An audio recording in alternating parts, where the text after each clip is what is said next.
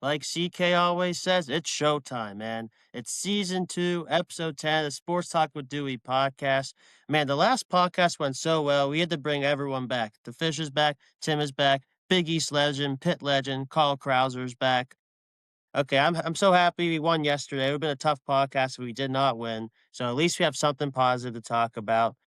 But yeah, yesterday we just absolutely destroyed Penn State, 80-46. Man, Carl, what's your thoughts on yesterday's win? I thought the guys they played particularly well in the second half, when they was dealing with the adversity of, Penn State making a run for it at the, in around the 12-minute mark, around the 14 to 12-minute mark, these guys started to make a run. Hit battle back with the leadership of my man Roman Cialeppa, man. Big Roman, baby. The Roman's revenge, it was there. Roll, roll, roll your boat gently down the stream because he was going down the lane, putting that thing in, up and away in it. He took off on his road car. He was out there, baby. He was in that thing like this with the power. You ain't see him out there? He was strong. Offensive rebounds, defensive rebounds, and then you have to knock it off because it's a long night with no strike when you have him threes, baby. Hitting threes? You are crazy. I'm talking about Netflix. It was Netflix. I have a subscription to my man Roman Sage right now. He was lights out. And then, I'm going to just tell you the truth. He's one of our unique, special, tough players, like a Jerron Brown kind of player in my era. That play with me. He gets to the board. He has a knack for the basketball. And he doesn't care who's there. He doesn't care how tall you are. He's not selective. So I love that. I love that hope that we have from Beaver coming. Look, I got Beaver fever, baby. I'm always going to have Beaver fever. This is what it is. This that Lincoln Park when I did the game. This that old Lincoln Park when Malik Thomas and those guys. You know what I mean? This is back then. Coach Mike, shout out to Coach Mike. I'm always showing love, man, because these guys are special. They're special to me. It's always love. You get what I'm saying? Beaver came in and hit those long threes, a couple of long threes, a couple of good plays, right? Bobby Dunnan Jr., he stepped up, and he kept making these different intangible plays. I don't know if everybody's paying attention to. Those hawk down, try, attempt blocks. You get what I'm saying? Those stop blocking attempts, we need those to chase them down in transition. Because you can't let somebody think they just got an easy layup and it's just going to be nothing. You know what I mean? And then the way it gets out there and transition to offense, it was crazy. And then God bless her. God bless her. We had my man Cam. We had Cam hitting him with the left hook, the jump hook, the left one. Then he hit it with the right one. Then he was getting and one. Then he was bumping people. He was feeling the guy and then making a strong move. I love that about them when they playing like that. But I just need to see them cut down the turnovers. Even Minor made some good shots. DeMarco Minor made some good shots. I didn't call him Greg this time. You know what I mean? No Greg. Look, DeMarco was cool. He made good shot fakes and good midi pull-ups. You know what I mean? And good decisions underneath the basket, good pass and assist.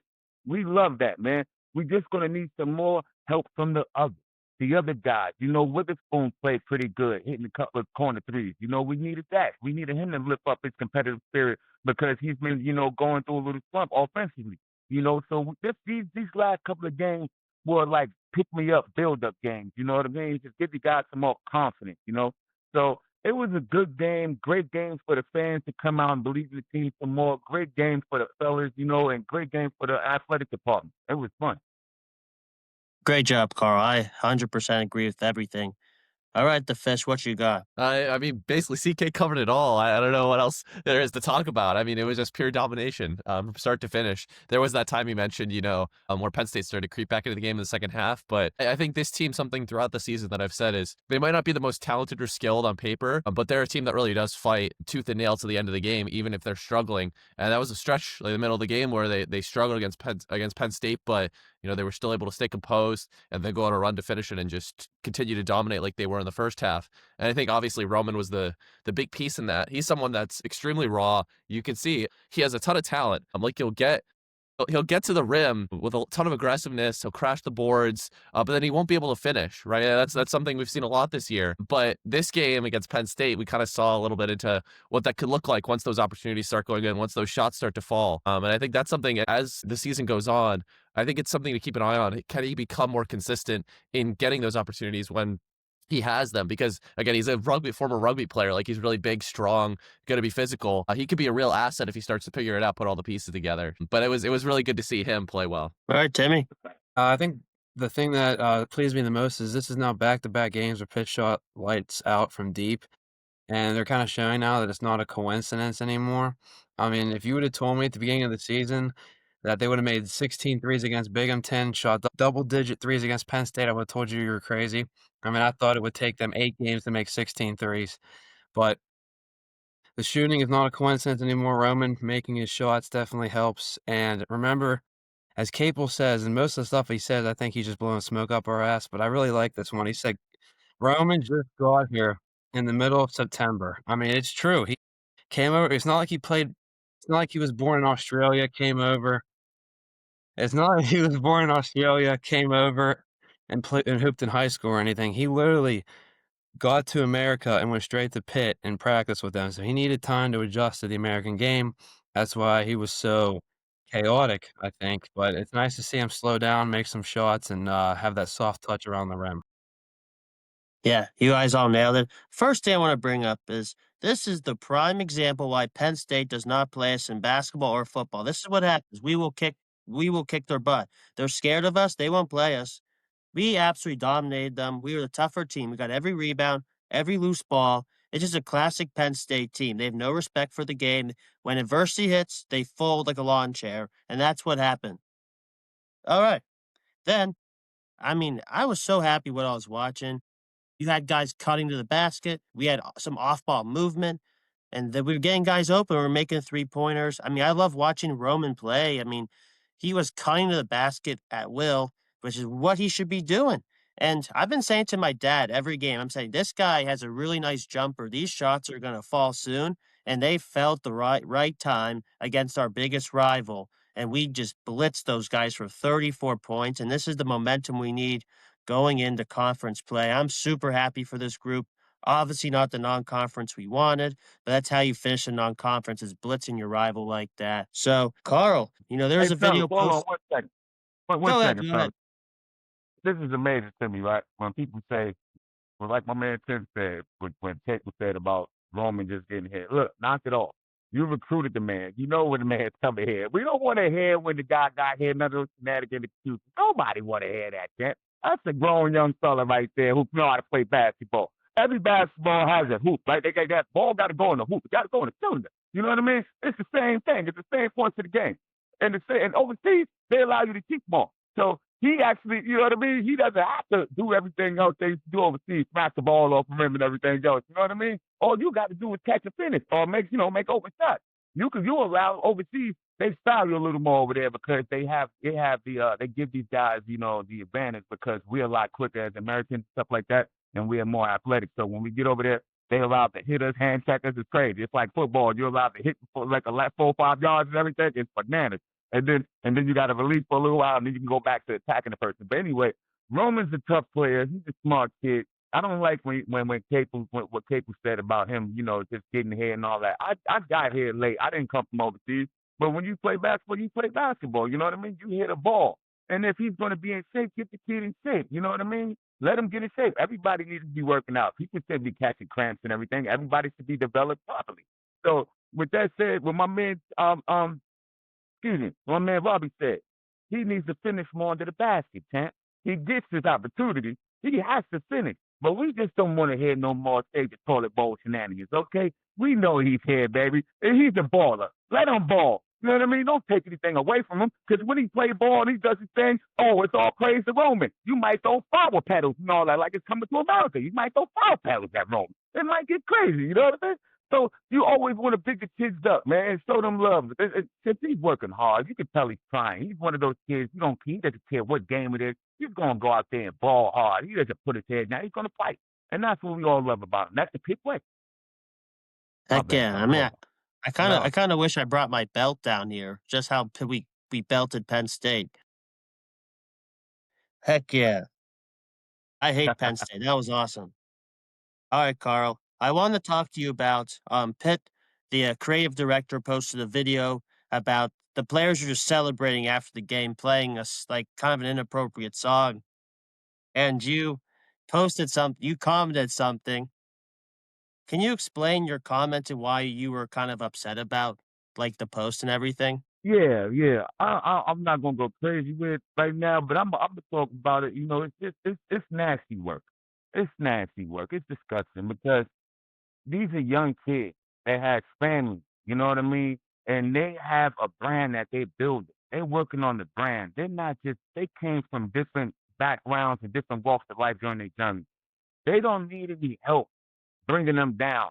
And the grown man, the coach, you know what I mean? That's supposed to be an extension of the family out there who's supposed to be helping your kid, making sure they're cool, making sure they're confident, making sure they're well.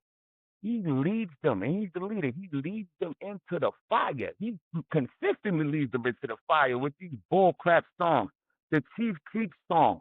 Why would you talk about blowing New Jersey up? Who does that? Are you not totally aware of anything that's going on in the world right now, good sir? The Brown shooting, there's wars that have been going on in different countries. There's literally bombs being set off in different places. Why is this appropriate? Stop acting like all of these kids come from the same community too as well. Why would you allow the, I'm going to go blow some, I'm going to shoot some, I'm loading my 30 up. Yo, that is not appropriate. And it's a grown man to be sitting right next to these kids and thinking and jumping around like they just want a championship and bringing that type of leadership to our program. That's nasty. It's putting a smut on our name. These are young kids who are trying to develop. You're not helping them progress as grown men at all. You're not helping them with their speech in the media. You're not helping them think different. How are you going to go from DeMarco Minor talking about God? Thank you, Jesus. I just hit the game winner. Praise you. And then I'm going to go swoop them jerseys up. I'm going to throw them birds. Yo, are you serious? You think Moan and them know about that stuff over there just because you from Chicago?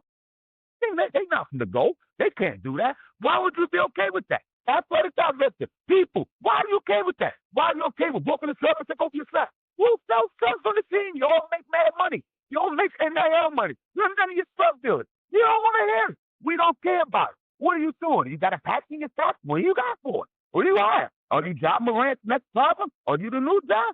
Put us on. Because it seems like you guys are led the wrong way. It seems like you're okay with wanting to fight somebody. Put your hands up. You want to put the dukes up. But you do not want to guard anyone. When it's a tough game, you can't guard the toilet bowl. When it's a tough game, you couldn't guard the coffin. It was crazy to see this. Then in the man defense, shaky. Help defense, shaky. Communication, shaky.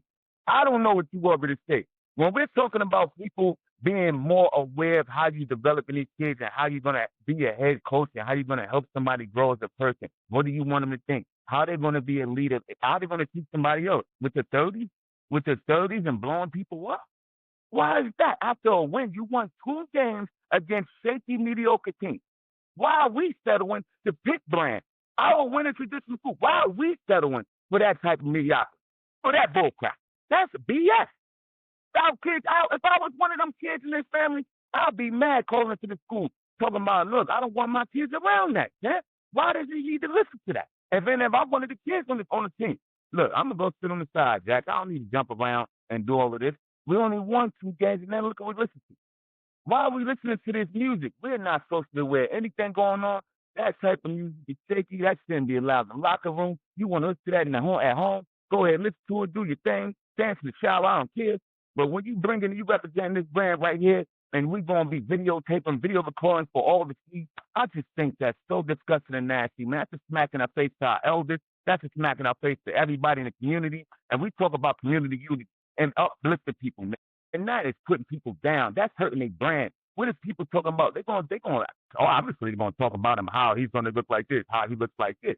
We already got a stigma about us because of our skin color. We don't need no more help. You know what I'm saying? We just don't need it. We don't need help getting trouble. This guy knocked it off. That's it for me, man. That's disgusting, though. Yeah, I respect it, man. You won the dang Big East. You know what wins in this thing. I respect you, CK. But you know what? But you know what? It was a great win. We beat our bitter rival. You know, Penn State was 8-3 entering the game. They went toe to toe with Michigan State. But yeah, maybe they could have handled it better after the game. But hey, it was a great win, and I definitely understand your perspective, CK. All love, man. And I don't want to take away from the win, man. It was a fun game to watch. I mean, they abused them cats, man. They took away the spirit in the fight. You know, they look like the coach stopped coaching. You know what I mean? That's fun when you see the coach stop coaching.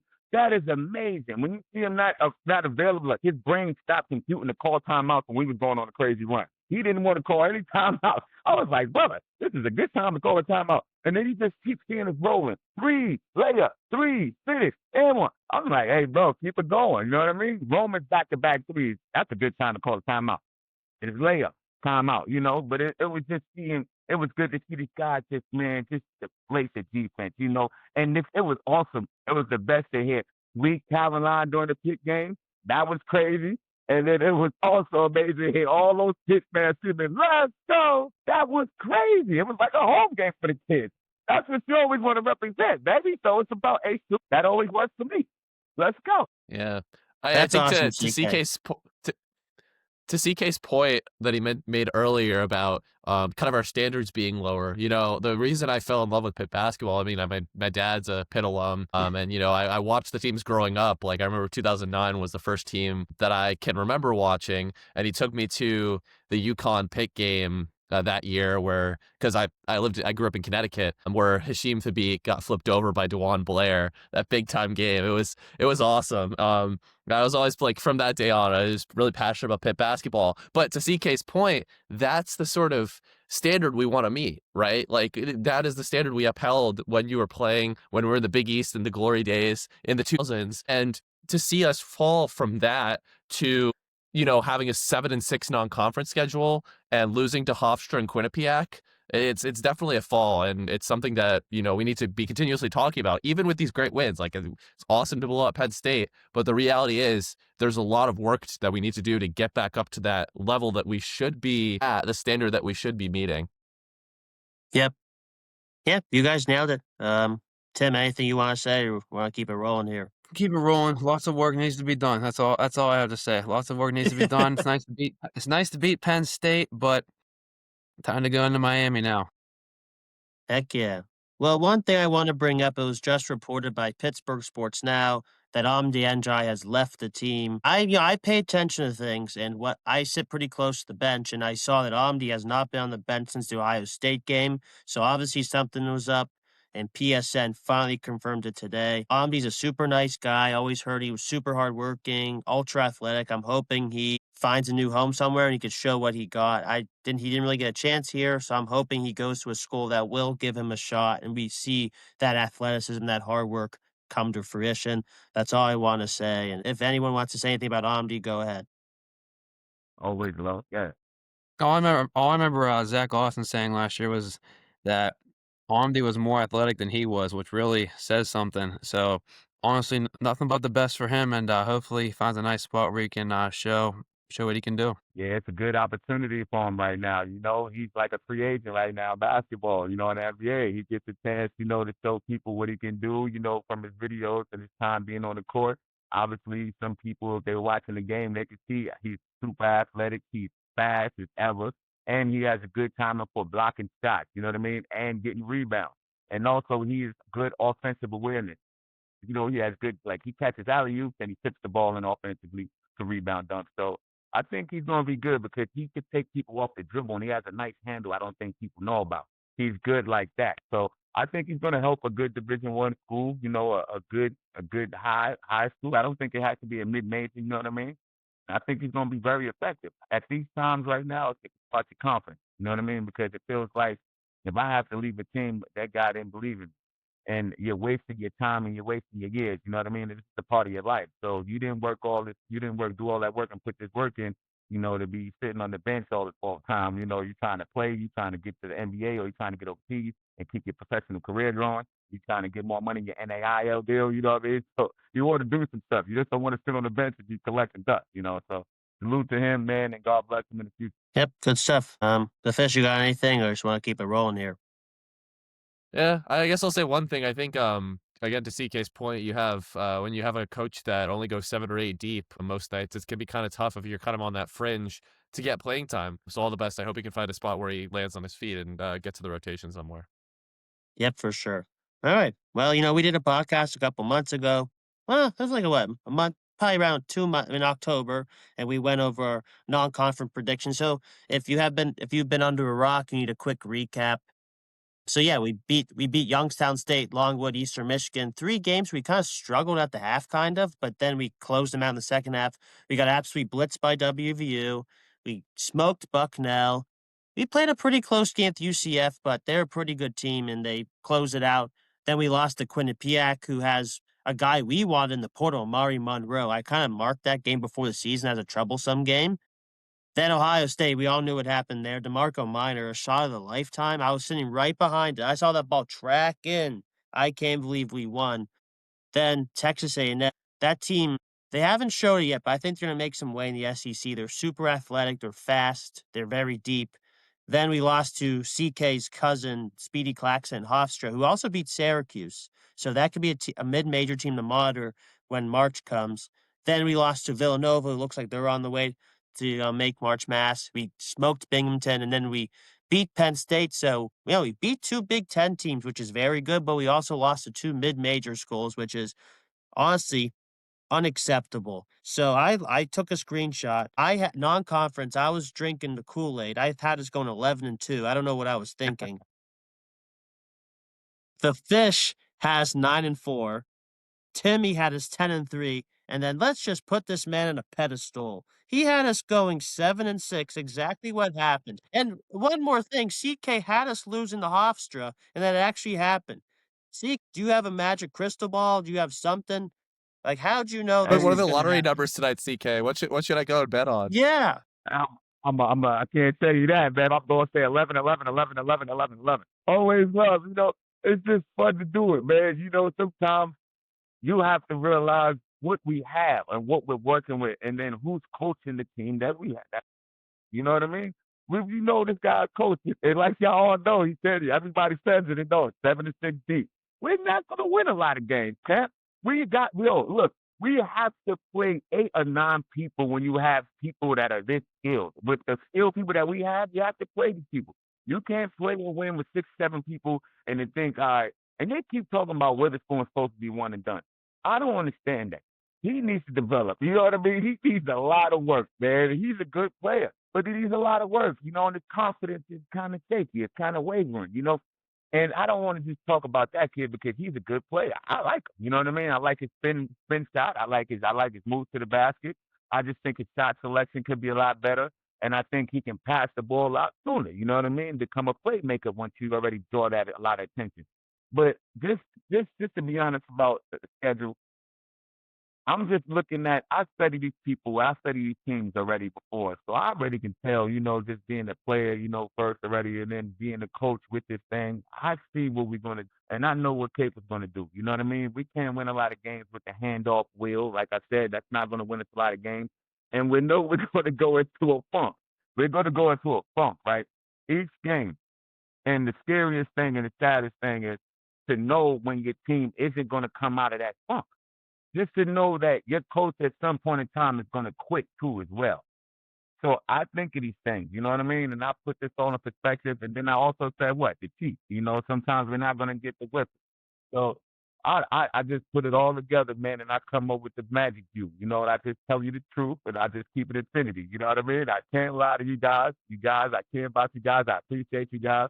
But Coach Capel isn't going to allow you to win certain games because his way of coaching isn't helpful, isn't progressive towards these kids. And when you're getting yelled at by Tim O'Toole, when you're getting yelled at by some of these other guys, do you think all of these players receive that well? They're not receptive to that way of talking. You can see it during timeouts. You can see it when they come back on the court. So all of this goes into why I pick for my schedule and my games they're gonna win and everything else with the record. I just have a quick question for you, Carl. Do you think a lot of people talk about Capel giving his players freedom on the court? Do you think that freedom is what's hurting them, like the lack of structure in the offense? I think so because it's like a double-edged sword. It's like kind of people gonna say, well, what offense? And then it's gonna be like, oh, and then his structure what? And it's like structure. He has no structure. There's no structure. I'm just trying to tell you, the technical fouls, no structure. It proves it. The game when you want to fight the kid against Florida State, no structure. It proves it. You know what I mean? So when you talk about on the court structure, what is going to be a couple of passes, a jack up three, or on the ball screen in the play to the basket. There's nothing really to. The only thing you can talk about with structure is shot selection. is shot selection. We shoot a lot more threes than other teams. You know what I mean?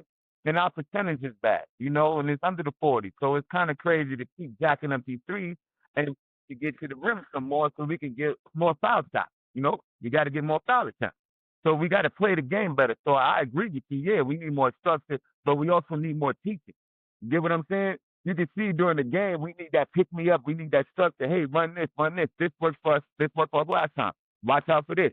Flip on this next time. Do this. Back cut. How many times you see somebody back cut to get a back cut? I don't know. I'm just saying, there's certain things you can do within the offense to make it look a little groovy to help you win. But it's not computing their head. You can see if somebody's been taught something, right? They'll make that move. They'll flip on the screen. They'll do the things that we're talking about. If that's not in your head, you're not going to do it. So the structure will be needed with shot selection. The structure will be needed with more discipline.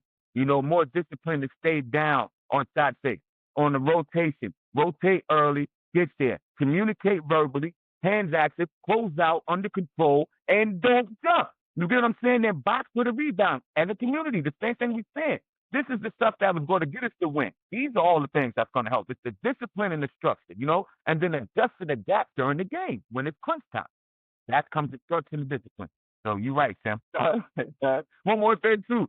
The structure and the discipline, right? Stop running down and just jacking up threes and fast break. They just kicking it to people and stuff. That is sickening to watch. You know what I mean? Like we have the illest lifestyle shooter. I understand you've been improving the last few days, but bless your heart. That's a part of discipline. You know what I mean? It's shot attempt. You gotta oh my goodness. Shot selection. Excuse me. That's all I was talking about. This is when you know about learning, and nobody's telling them about shot selection. You know what I mean? It's just like that freedom, like Tim said. That's too. They do have too much freedom to come down and jack up and pull up too many of them shots. That's crazy. Instead of getting us something good, we didn't just score in like 4 minutes or 2 or 3 minutes. Get us something good. Get us something like run something. DeMarco, something. I don't know. Somebody. Yeah, and imagine that Capel's lack of structure. I mean, there have been players that he's coached, like obviously Blake Griffin in Oklahoma, and then Bub, who have just like been one and done guys who it really worked for them, right? And those teams are more successful. And I mean, Blake Hinson, like he was someone who would chuck up threes and they would just go in all the time. It's so frustrating to see now the teams, the shot clock could go all the way down to 5 seconds and someone just holding the ball for like 5 seconds and then they throw up a three. It's like there's nothing going on. And that only worked because Blake Hinson was just such an incredible shooter. It's that sort of thing where it's like, it only works when you have that type of player who can win you the game, like actually make those plays, those crazy plays with consistency. And like, we can't rely on having that every year. And that's why we've only made the tournament 1 out of 8 years that he's coached. There's been a bunch of fifth years, seniors who pretty much just coach themselves. Yeah. I think the recipe is there. It just seems like, you got to get really good isolation players who could score and we kind of run like an NBA offense where it's a lot of ISO ball. But I think I'll get into it with our next thing. So we finished 7-6. CK, how would you so far assess Capel and the players, any players you want to bring up specifically? The man said he doesn't know what's going on. He doesn't even know what's going on. The man just said he doesn't know what's happening. I don't know what's happening. They don't know what's happening. Who the hell knows what's happening? You know what I'm talking about? You a head coach to the Pitt team. This is the Pitt team right here. You the head coach and you don't know what's happening, fam. You go in the film, you watch film, you rest your brain, you do this, you hire your brother, you gonna have brother you love, y'all go get a brother sandwich or a hot dog, you know what I mean? And y'all go talk about this thing, you know what I mean? And then you can't come up with nothing good over some candy yams, some collard greens, or some chicken, man, or some puppets. This is the same stuff. This is bad, Jack. I'm just trying to say, look, you have all of those coaches over there. You hired about 85 of them. You look like a football team over there, okay? You hired all these coaches. And y'all can't come up with nothing good. It's like the song, tell me something good. You can't tell us nothing because you don't have the answer to it. Your team, look, they running plays, right? They running the hands, they put the hands up, right? And then, like my man Bobby said, they hold the ball. It's like they know, it's like each person is being selfish individually, like they don't want to pass that thing to each other. You get what I'm saying? So the direction we heading when you playing selfish ball is a negative position. You get what I'm saying? I see you added one play, you added something else that somebody couldn't remember. That's still going to hurt it. And then when we can't remember to call timeout, when you know there's a shot clock violation about to happen, or you can't scream, nobody's away on the bench, and you got all those 85 people over there that you hired, to be aware of the shot clock violations, to be aware of people in foul trouble. You know, they get hired on for a lot of things. I keep going on the finger. You hire these guys. You hire them. They get money. They get money. So these guys, they're not saying anything. And then, hey, what about my man Mullins? You got to work with the big. You give me Mullins is running the floor. He's not a bad big, but some of the things he does is questionable. You know, I understand. When I see some of the plays, you know, against Penn State, I was like, oh, that's my SEM brother. I understand. But look, if you're going to coach a kid, the best way to coach a kid is not yell at them all the time when they may do something wrong. Not show that super disappointment, that face, that disappointing face. We all have parents, God bless, or some people that cares about it. When you see that disappointing face for that, oh man, when you did something wrong and you know you did something wrong, and it's just depleting. You know, it's just adding on to how you feel. It's not going to help you. It's deflating. So when these kids sit on the bench and they're sitting there, and all of these kids are going through it right now, they're sitting there second guessing themselves. And we don't need our players second guessing themselves because we don't have that many players that's you know, super talented. So we need all of these guys focused and feeling like positively encouraged. You get what I'm saying? At all times. You don't think they're aware they're turning the ball over? You don't think they're aware they just dribble that thing right to the next person? It has to be something in that locker room where people have to look at each other and say, hey, brother, look, I care about you. I want to help you become better like this. We have to stay in the gym a little longer. If you need to teach these guys that plays a little bit, I don't look. See, when you say plays and stuff like that, it kind of kills me because we only run a handoff. But when it's time to get whatever, you know, when it's whatever action you want to get off that handoff, whatever you running, you know, sad, man. Whatever you want to get out of these kids, just make sure you get something positive. That's all. When you get good things out of Roman, you look good. Witherspoon looks good when he's playing these roles. You know what I mean? Cam, I haven't seen Cam smile since last year when he was playing basketball. You get what I'm saying? These are the little things. You want to see these kids enjoying the game while competing at a high level. And they're not enjoying the game because they're losing a lot. You get what I'm saying? And there aren't too many people over there that can teach them about winning. So that's trouble. That's a recipe for a loss, man, a losing season. So when we're gonna, you know, on to this next game, I just hope we see a change in Pitt basketball as far as them sticking together more, them sharing the ball with each other more, them screening hard for each other more, trying to get the next man open, them looking ahead, kicking the ball ahead more instead of holding on to the ball, you needing to make the spectacular play. You know what I mean? And I want to see more people than someone else than Roman getting on the ball. I mean, getting on the floor for a loose ball. You know what I mean? It's just these things for everybody. It has to be a necessity. It has to be a need and a want. You got to need a want to compete. You can't just sit there and be okay with people scoring and hitting threes in your face and people just running and getting dunks and layups. It's just nothing. It's just sad to see. So I think we need to come together, man, as a collective group and believe in each other more and play the game with each other more and trust each other more. And if you trust each other more, it'll be easy to win games, man. But the coach has to believe in what he's doing. You can't be talking about, I don't know what we need to do to fix this.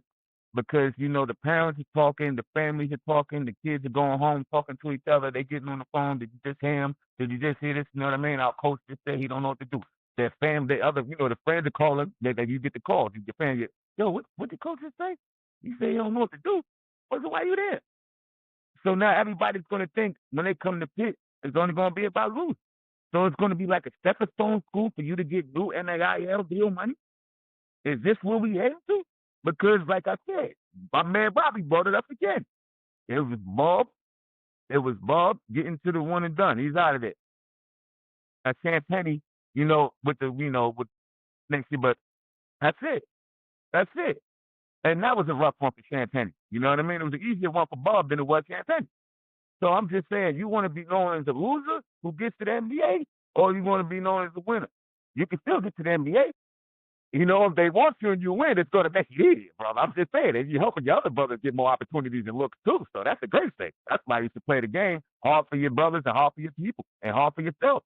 So if you want to compete at a high level, man, I don't know what you're going to do. You want to keep listening to Capel say, oh, I don't know.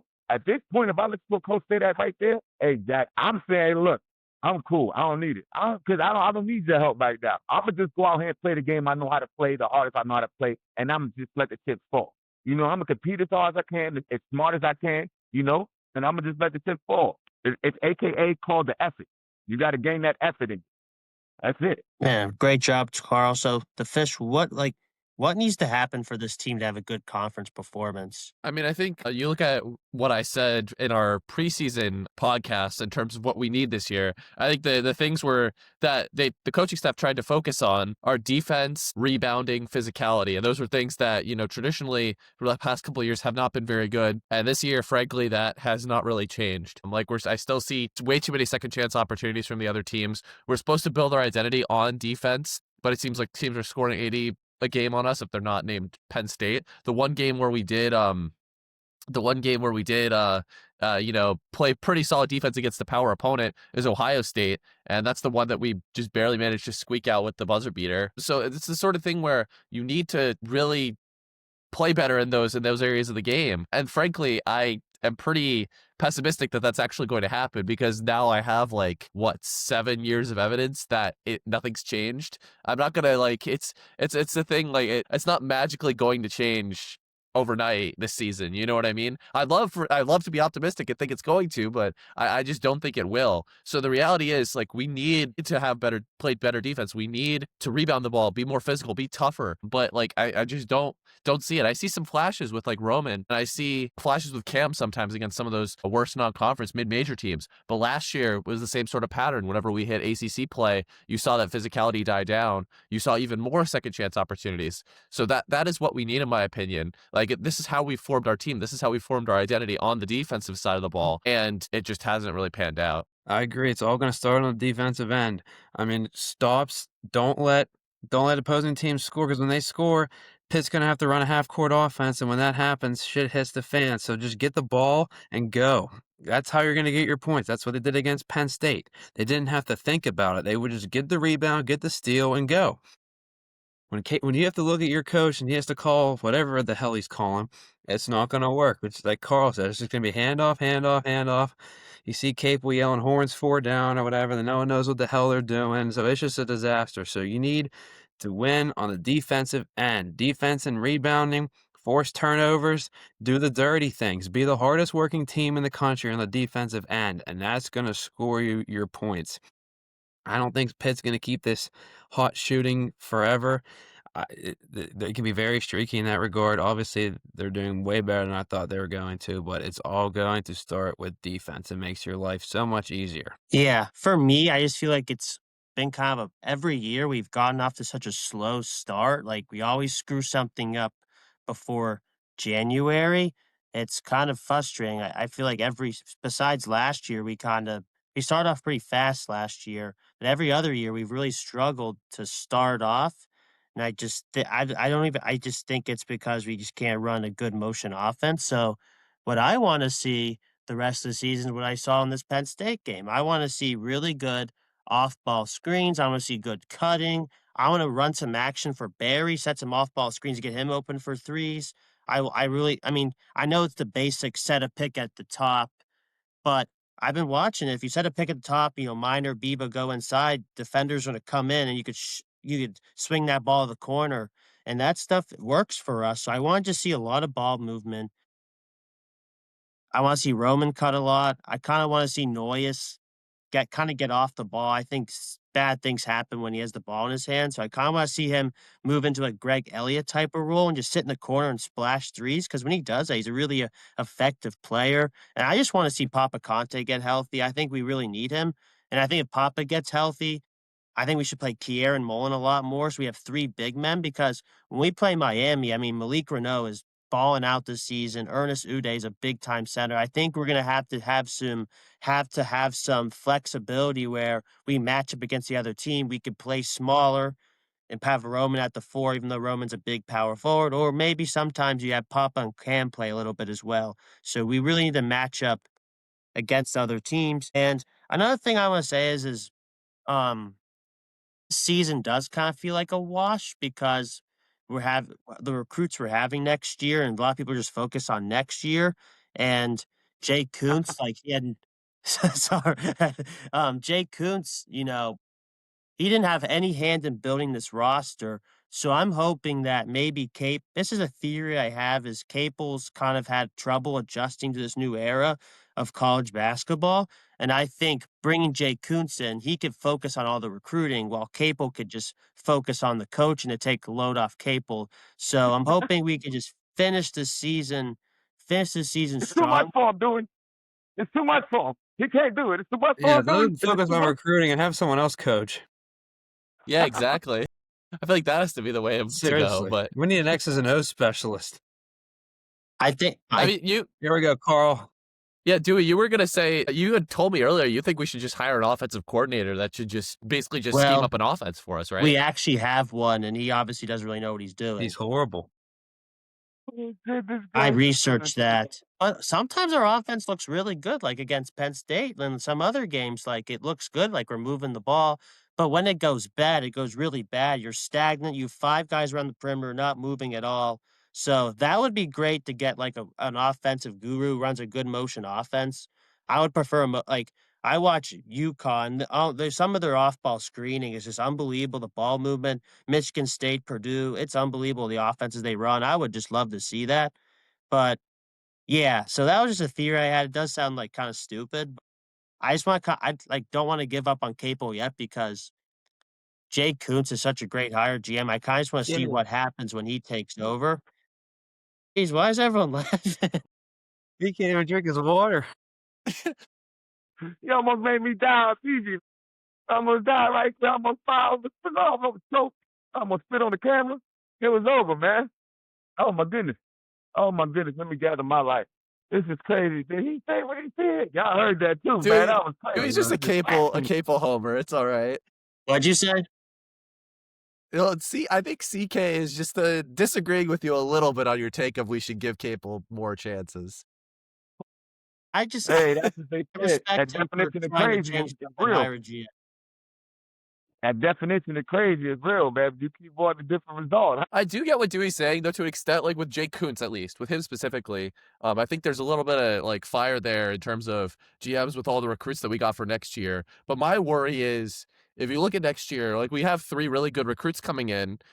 They're all going to be playing in this Capel offense where like it's very ISO heavy, very, I want the ball, I do everything, right? Are all those players going to have the similar mindset? And is it going to be something like, we had X Trey and Audis Tony on the same team, all kind of with that mindset too? Like they're all really talented players, but they can't all share the ball. You know what I mean? So that's my concern, at least for next year, if we were to keep Capel around for another year. Like I said, you have What they going to get, Tim? You have 3 freshmen coming in. We better hope the other 12 are good, or else we're screwed. That too, yeah. Hey, who's going to teach somebody to become better? We're running the same thing. Who's going to teach who? Who's going to be the upperclassmen? We used to have Ron Brown, Jr. Page or somebody, right? Just a game, Brandon Knight or somebody, James Smith, Donato Sabaga, Corey Morris, Mark McCall. We had somebody to teach somebody something in some position, in some way. You know what I mean? And it trickled down. We passed it along. We passed it down. There's nobody that, what you going to tell? Hey, yo, look, they're going to tell the guy, look, you run the handoff like this. Don't run it high like this. You go hand it off like this. You got to have a low handoff like the running back. Yo, oh my goodness. This is sickening. You're going to keep doing, you can bring whoever you want. Bring all 4 of them. Bring 5 of them. Bring 6 of them, Max. Look, all of these guys, like you said, go play with the same offense, right? And then look, like when we play selfish ball, who's going to be the first person to get pissed off at the other one? When the first person screams at the other one, who's going to be mad? The other one, they're going to have a fight in the locker room. They're going to be arguing with each other or something. Yeah. Because this guy thinks he's going to get 30 shots. He thinks he's going to get 30 shots. These are top something recruits. They're looking at each other like, hey, fam, they're already playing like this here. They playing the selfish individual ball. They playing let me do me ball, So now I'm going to come here. They're not saying I'm going to come here and I'm going to solve all of that by bringing them together. They're saying I'm going to come here and I'm going to show them we can win by me getting buckets. That's their mindset. I just think that we saw it for 2 years when we won 20 games that they actually built a pretty good team with some good isolation scorers. And last year, I think it would have been better if Damian Dunn didn't get injured. So what I'm thinking is if, Kuntz could just build it. I think Capel has issues building a deep 12 to 13 team, a team of like 10 guys could actually play. It seems like he's always good at getting like 7 or 8 decent guys. I mean, that's another story. I mean, I just don't know why he just never builds a deeper team. So what I'm thinking is if Kuntz could come in here and he could really focus on recruiting, getting, you know, 10, 12 guys who could actually play and that fit this isolation system, And the maybe it money. could be better. So that's what I'm They're not saying. going to play. They're going to sit on the bench. They're I going to don't sit on think the who. bench. They're going to be looking. They're going to look like Amdy. He's out of here. They're going to be Yeah, out of here. I don't think Capel Yeah. cares who 8 through 10 is. He's not going to play them anyways. It Yeah, is that's the Right. issue. frustrating. They're Why is he looking for the recruiting front all door. these guys? Like, And why like, is I'm frustrated about that. Like, Makari Moore's a nice prospect. Iowa State got him. Why is he not playing? You know, we get Henry Cody Lau. His offensive game isn't there, but he could help us defensively. Why is he not playing? I don't understand. If you don't think a guy's going to play, why'd you recruit him here? That's something that does frustrate me. I can't stand playing 6 or 7 guys. You need a deep team in the regular season. So that does frustrate me as well. That does need to change for the rest of yeah. the season. I think the other thing about 2022-23, a perfect storm of veteran guys that came in and a mix of, JB sticking around, who being that really solid leader that year. I think that's a big reason why we were able to be successful that year, because like it was just such a collective great team that just happened to come together with a lot of veteran guys. And whenever you're relying on youngsters like we are this year, like the freshman Roman and Omari, who are gonna be naturally just very erratic. Even like Noyes, like he's still very young, a redshirt sophomore, like with not enough experience. That's a big thing too. It's like you can't rely on these guys to make individual like iso ball plays, because it's not always going to work out that way. And then you're going to games where they're all off, you're going to lose to like a Hofstra or a Quinnipiac. And it shows how much you don't care about the other players. You know what I mean? Like I think about it, just all those times when you have those home visits and these other visits from these coaches, and they coming in and they tell you what you want to hear. They say whatever they say to you in front of your parents and your family members, whoever's involved. And they're sitting there now on the bench like, man, this dude he just lied to me. He just curved me. Like, you know what I mean? They just on the bench just looking like, yo, that's just crazy, because it's disrespectful to everybody involved. You don't think these kids are waiting for their one-sided moment like they have in the NCAA tournament? They waiting for their one-sided moment. They waiting for this. They waiting for that. So I don't think you should take that away from them. You're not going to use these kids, and you're just going to, you're not going to redshirt them at least. You're just going to just have them sit there. You should at least be, more and more helpful to, help them get to another school or help them do something else instead of wasting their time, family. This is their years. This is the time of their life. And this is the time they need to help. I mean, they need help. You know what I mean? That's why they're here at the school. So if you're not going to use them, man, don't disrespect them by just having them on the bench, because they're smart kids that will just, leave. They don't have to stay there and take your shenanigans. They don't have to stay there and deal with just being on the bench. That's an uncomfortable place to be. You want to be a part of the game. You want to be making your impact in the game too. This is a part of your life. Time is ticking. Time is ticking. Yeah. All right. So we're gonna let's wrap up, and then we'll talk a little bit about the bowl game coming up on Saturday. So I had us going 8-10 in conference play before the season. Fish had 9-9. Tim had 11-7. Then Carl, our crystal ball predictor, had us going 10-8. If we go 10-8, I might pour milk on my head again. I'm being serious. That would be awesome. Carl, why'd you pick 10-8 before the season? Is there something you know Look, we don't? I was joking. I was just joking. I was playing. I was fooling y'all. What he said in the morning, I was fooling y'all, baby. I got Beaver fever. I got Beaver fever. But I don't have that much Beaver fever. My Beaver fever ain't like that, baby. Just say I can't do it like that. My brain like thing. I can't do it like that. And when against, man, did you see who we have to play? The 10. That's unrealistic. I'm not giving them 10. That's a lot. I'm gonna give them. Whew. Dang, it's gonna be rough to say that, man. It's gonna be rough. You trying to ask me the prediction right now? My prediction right now for the season? So when I was asking, like, are you gonna go higher, lower, or the same of your initial I'm going prediction? lower. So it seems like you're going lower. Yeah, let's give him. I'm gonna give him back that cool 7. And I'm gonna say 6. I'm gonna go 6. I'm gonna go 6 with a 7, like a spade. 6 and 7 in the possible. I'm gonna go spades, but yeah, it's Steve Monday. It's spooky over there. It's spooky. They need some help, man. Look, if nobody knows what's going on, Jack, You don't think they're gonna know when the Big East? I'm Big East. I'm on basketball and I'm on Big East right now. You think with ACC that everything that's coming on the ACC conference, you think they're gonna be going crazy on North Carolina and Duke and the rest of them? That is ridiculous. Virginia Tech is good. All of these teams are good. They're not scrubs. They're not the team you just played. They're not Binghamton. They're not any of those guys. So you actually have to play the game right. You have to limit the turnovers. You have to do all the things you need to do. And then guess what? The thing that they really need to do is add some more players off the bench to win, just like we've been saying. So last time they listened to us, and it got a little better. And then look, the poison was, remember the last year, the poison was what? As soon as they start throwing the water on each other. Remember they throwing water on each other. When they won the game, after that we start losing. It's the same thing. Keep watching. All of those years, they would throwing water, jumping around like they won a championship. And then next thing you know, we was in the bottom of in the ocean. We was in the submarine. We was losing. We was tanking. It was bad. So I only wish those guys well. I hope you guys play the game the right way, and I hope you. I can't say. I was about to say listen to your coach. I always want you to listen to your coach. You know what I mean? I always want you to listen to your coach. I want you to be respected to your coach. You know. Hey, wait, real quick. The other thing is you got to let Bieber come and play. Damn, he came off the bench the other time. You gotta let Bieber play, man. Bieber was doing his thing, man. Bieber Shuttlesworth, he can play, man, but you can tell he's uncomfortable right now. They having some problems over there. You can just see it. We can see when people are uncomfortable. You know what I mean? That's what I don't like about some of these coaches, where they think that you can't see what's happening. We can see Bieber's uncomfortable, and we can see how Bieber's scoring the ball and playing and shooting the shots that he's shooting. Remember I told you about shot selection? Look at the shots that he's shooting. It's I don't care. I know I'm going to come out anyway. I'm going to get my buck. So this is going to affect the winning or losing and what you pick. So just, you know what I mean? The picks, it's then I get 6 in the possible. 6 in the possible.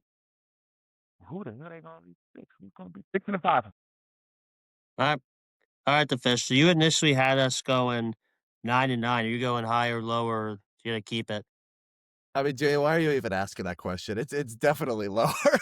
But the reality is, like, there's a lot of factors. My non-conference prediction was actually not terrible. I picked 9-4, and if you factor in, I had automatically just counted all the mid majors as wins.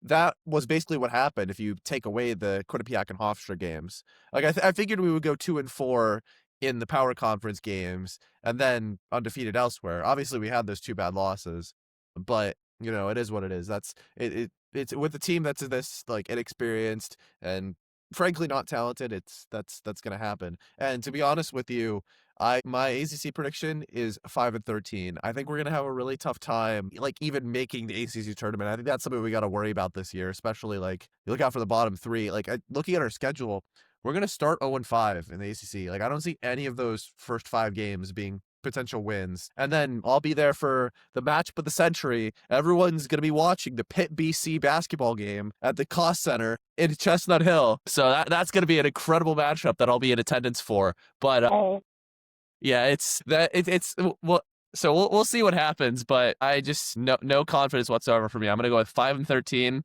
And my bold prediction last year after the season ended was we were going to miss the ACC tournament this year. I'm going to stick with that prediction. I say we're going to finish 16th in the ACC and miss the ACC tournament. Jeez. How do you really feel, Wow. Fish? You know what I mean? Wow. It's really frustrating. Yeah. All right, Timmy. I don't have to ask you. I'm gonna go. You're 11-7, so Yeah, that was ridiculous. I'll go 6-12. 6-12. The other day I was thinking to myself, Pitt's gonna do the most Pitt thing ever. They're gonna beat Miami. They're gonna have all this momentum on their side, and who's gonna come in and beat them again? Clemson. It'll be the most Pitt thing we'd ever see in our entire lives. But no, in all honesty, at 6-10, I mean they'll win some game or 6-12. They'll win some games, but nothing sustainable, and just another year of this. Another year. We only have about 30 more to go on his contract, so we're getting there. yeah. I was going 8-10, which wasn't horrible, but yeah, I'm gonna lower it as well. I'm gonna say 6-12. Some games I think we have a good chance. Yeah, Miami's a horrible matchup with those 2 bigs down there. We never beat Clemson, so I'm not gonna say we're gonna beat them, and they're solid this year. I think we have a chance against Syracuse. They're kind of I mean, they've been kind of up and down. Georgia Tech is horrible too. I think we have a chance in that game. I think we got a chance against BC. Louisville, there's no way.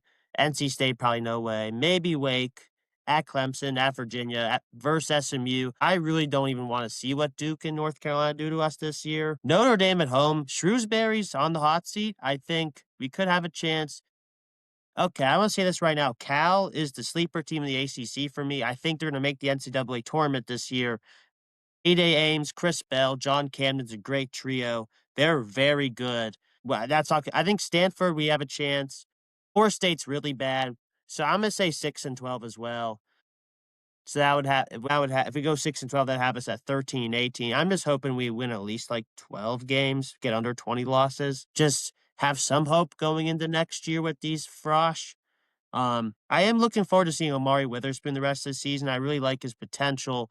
His footwork is fantastic in the paint. He really knows how to score.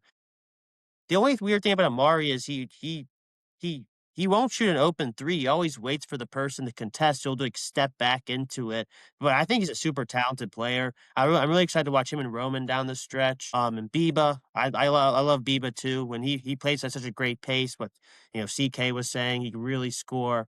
So it might not be the best season, but we're all Pitt fans. We're going to stick with this team. We're going to watch the games. I'm hoping they surprise us. And because that Penn State game was encouraging, so I just hope we keep it rolling and we have a nice conference season and we can look forward to next season. So does anyone want to say anything else before we talk about the bowl game for a couple minutes? We need to get my man Noses some open shots, man. He's working too hard out there. You know what I mean? Like y'all said, with him handling the ball, we need to not eliminate it, but limit it. You know what I mean? Like let him catch that thing, let him get the rock on the wing and make a play. You know what I mean? And off a pick and roll or something else. He needs to come off a more stagger. Him and those two, Yeah. you need to come off of two staggers. Which way? I don't know. I don't care which way you do it. You can get other people open like that. Those guys, they can get in the rhythm and they can lights out shots. They can get going. I want to see them use more flare screens. You know what I mean? Those are good, like, because they can flare and sweep. And No just always showed he can sweep and get to the basket and get the man one for it. And then another thing, man, like when you're talking about these conference wins, I'm going to bring mine down to 5, Jack. I'm going to say 5. Yes, sir, CK. Come join me in the 5-13 club. Let's go. Yeah, I'm always we high five, man. Yes, sir. I can't do it, man. I had to think about what I just said. I was like, hold on. We have all of these games. No, man, this is bad. And I hope they win against BC, both because I did the between the leg pass, right there over there, BC. We got to beat BC. They was talking all that trash. We beat them by over 20, right in front of everybody on ESPN. So I would love to see Pitt beat BC. I can talk my trash. I can play my video from 1999, from 2044, back in the day. I'm just saying stuff messing up 2044, but, from 1922. I've been playing basketball for a long time, and I just want to see these guys do good. It sucks that these teams, when you come to university, right, and you think of the University of Pittsburgh, you think about, like, hey, we're going to win. We're going to win. We're going to come here. We're going to get somewhere. We're going to do something. The fans are great. The people are great. Our supporters are great. And you're going to say, hey, man, we got something.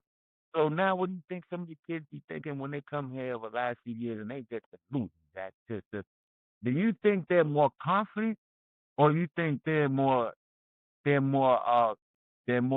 playing, or you think they're actually kind of because you always talk about, hey, y'all keep talking about these are young, inexperienced kids, but they've been playing basketball for a pretty long time.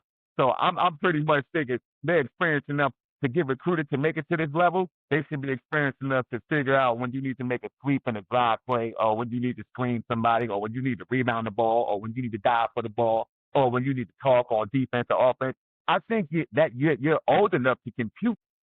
I'm just saying, right? I wanted to, my question to y'all, what do y'all think is the problem with those guys? Is there any of those three, or is this they just not get? I think development, like coaching and development, is a huge thing, right? Like they're not being put in good positions to succeed, especially like I think I would imagine, again, I didn't play high school or college basketball, CK, so I'm not really one to speak on it more than you are. But there is definitely a difference between the high school and college game. It's a different level, right? So especially like when you're a young player coming into college, I'd imagine you need some sets. Like it probably builds a lot of confidence to like get those players open shots, get them opportunities to have the ball in their hands, and you run sets where they're going to be open, get opportunities to score. And the fact that those haven't been drawn up for them and they're kind of just thrown to the wolves on their own, regardless of like, they're experienced players, right? They're really talented players. But again, like college is a different animal, and it's a step up from whatever they were playing before. So I'm not saying that Capel needs to like hold their hand necessarily, but also give them guidance, not let them fly blind and just have the ball and try to make a play, because as we've seen, that's not going to end up very well. You look at a guy like Omari, who has all the talent in the world, but has struggled to actually score the basketball at times because he's just like all the responsibilities put on his shoulders sometimes to score. Set some off-ball screens for him, get him open, get him moving towards the rim. Don't just have him run these ISO plays all the time. So a lot of that has to be attributed to coaching and the position they're being put in. I think it's coaching too. It's a shame. Yeah, I think Pitt's players can be good, but they have to be put in position to be good, like you guys said. I mean, actually run stuff that creates something. Don't just run something just to run something, just to move the defense just a little bit. Like, actually have some quick hitters in there. Get quick baskets. Get open threes. I mean, it's not. You don't have these lottery picks that are just going to go out there every night and you can just roll the ball out there. They can just pick their shots, pick their spots. No, you have to put these players in position to score. But as a famous coach said, nothing changes if nothing changes. So, I mean, we're talking all this stuff. We know nothing's going to change. Yeah, you guys nailed it about all the X and O stuff. For me, it's always about the depth. I just do not understand. We recruited a team with absolutely no depth this season. You can't win with you only have 8 guys max that could actually play. I feel like some games, like for example, the A&M game, they played like 11 deep. They're super fast. We need more bodies. I feel like we have a really nice nucleus this season, but they need some help. I think we need another big. We need another scorer. It would have been nice. Deshaun was fully healthy. Obviously, he shouldn't be on the court. It would have been nice to have a big and another scorer with these guys. I think we could have did something. So I guess I'm a little frustrated that we didn't build a team with any depth at all. And I don't understand what the team he was coming in with this season. So that's for me, it was a little frustrating when this team has a really good nucleus of players. They just need some more bodies to compete. So that's what frustrates me. So I think we nailed everything on the basketball team. There's potential there. There's potential. I just need to see it. Uh, so let's talk about the bowl game. The Military Bowl's on Saturday, real quick. I think it looks like Mason's gonna play. Boozy's gonna play. Kyle Lewis entered the draft. Des Reed entered the draft. So those 2 guys are out. Carl, are we gonna win the Military Bowl? Come on, man. Oh my goodness. I'm always gonna go with my Pitt Panthers. I don't care who's left. We gonna rock it. Man, look, man. I'll say, yeah, I'm rocking with it, man. I'm rocking with it. These guys left, and God bless them. You know what I mean? They have a great opportunity during their journey. They worked hard for it. Their family for it. And I'm really proud of those guys for sticking around this long, to give us such, memories. And I'm happy to be a part of those games and screaming at the games for them and cheering for them. So I'm always going to rock with the Panthers first over everything, anything. Every game. I don't care if I think we're going to lose or whatever. I'm always going to think like my man Robbie and Tim. You're going to always be optimistic. You know what I mean? Like yourself too, Duey. We always going to be optimistic, baby. We wearing these Pitt colors for life. It's A2P. It's all day. We got to rock for our team, man. We got to support our people. Even though you might think they might lose. It's all right. We're going to still support these people. And I can't wait because I can't wait for this game right here. I can't wait for the 49. This is what I'm representing. 4 up, 5 down, 49 town clowns. This is what we doing. So it's always going to be A2P and Pitt. I hope y'all win. Pat Narduzzi, man, I hope you go for it. 4 down and 3 or 4th and 2. Would you please go for it? I don't care who went to the NBA draft. Tell them that you got somebody else in the back. You know what I mean? Tell them that you got somebody else. It's just don't be like Casey sometimes. You got to trust your players. You got to figure out trust them. So look, you got to put up the next running back that we're going to be looking forward to watching and let him go do his thing and let him have a stellar game, the blessing game that nobody think is going to happen. Let him have it, man, because If these kids go out there with that positive encouragement, I guarantee it. I'm not saying I guarantee if they go out there and play right. All right, the Fish. How do you feel about this Military Bowl? I feel pretty good, honestly. I will admit I don't really know much about East Carolina, but the fact that they have the same record as us in the American Conference gives me a pretty good sign. But obviously, we're the Pitt Panthers. It's significantly underperform in bowl games, especially against Group of 5 teams. So, it could end up being close. I don't know, something about it this year. I just have a feeling it's gonna be a good, comfortable win. Like I think we're gonna be really happy next weekend. Like Mason's playing, Boozy's playing. We still have a lot of those, like our senior guys, like Kabir. I saw he was making the trip. Probably Poppy, I'd imagine he's gonna play. So I think we'll have our team fully together. And we were a solid team this year. The 2 games we lost, Notre Dame and Miami, great schools. We're the last 2 teams, last team in and the first team out of the playoff. The 2 teams we lost to at the end of the season. Other than that, we pretty much ran through our schedule, except for a couple of hiccups at the beginning of the season that we don't have to talk about. But I think I feel pretty good about this bowl game, and I think Mason's going to come back next year. I'm confident with that. If we retain Cade Bell, which I don't see any reason why a bigger school would want to go after him, to be honest, like seeing how our offense was in those bigger games. But if Cade Bell comes back, Mason comes back next year, I think we'll have a really good team, and I think that's going to start with a bowl win this week against East Carolina. All right, Timmy. I'm feeling pretty confident. Narduzzi's going to get his 3rd bowl win at Pitt. So, yeah, Mason will come out, take care of business. I don't care what the team's like. You should beat East Carolina, 10 times out of 10. So we'll get that taken care of and get ready for a big offseason where they can hopefully improve the line and just get great backs, great receivers, and get ready for next year. Yeah, I'm looking forward to the opportunity going 9-4, winning 9 games. Yeah, we're playing an American team that we're better than. We should win. Last year, we didn't even have a quarterback for that game. So this year, we have one of the best quarterbacks in the country playing. That's Mason Heinschel. I'm excited to see some young guys play. I want to see some younger guys. I want to see Bryce Yates play. I want to see Malachi Thomas play. Some good players on defense. But yeah, I think we have a lot of good, like Rasheem's going to play. Looks like Lovelace's going to play. Looks like most of our players are going to play. So there's no excuses not to win this game. And if you remember, we played the Military Bowl in 2015 and lost. I think that's going to change this year. 10 years later, we're going to win the Military Bowl. So, yeah, that's all we got, man. This was a fun episode talking about basketball. One question, fellas. Each of y'all. How many touchdowns do you think my man Hansel, how much is he going to run for? And how much is he going to throw that thing for? How much is he going to throw that thing for? 4 touchdown 3 passes. tutties. I got 3 passing and 1 rushing. I got 3 passing, no rushing. All the rushings going to Boosie Turner, my guy.